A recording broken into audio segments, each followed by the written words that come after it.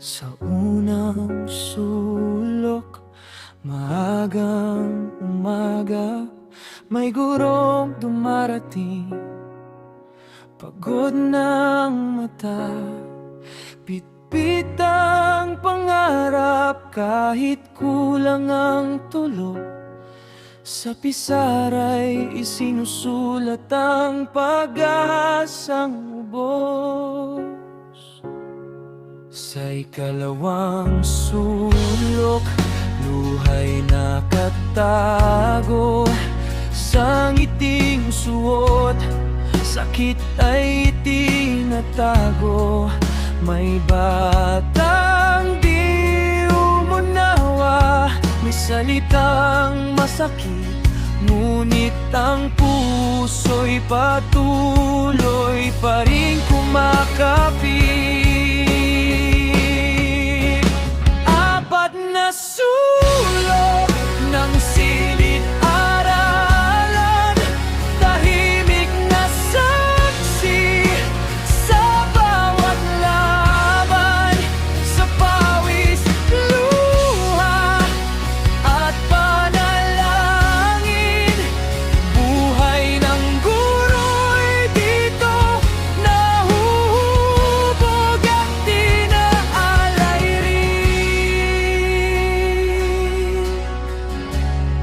Sa ikatlong sulok, gabi ang kausap, mga papel at plano, hanggang mata'y pumikit.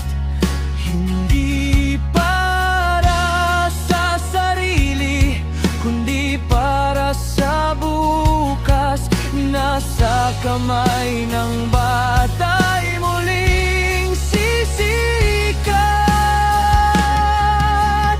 Apat na sulok ng silid-aralan, narinig ang dasal na walang pangalan. Sa bawat pagod na hindi nakita, pagmamahal ng guro ang laging nananatili. At sa huling sulok, tahimik na pangako, kahit pagod ang puso, hindi susuko. Dahil sa apat na sulok na ito, isang gurong araw, araw na nagiging bayani.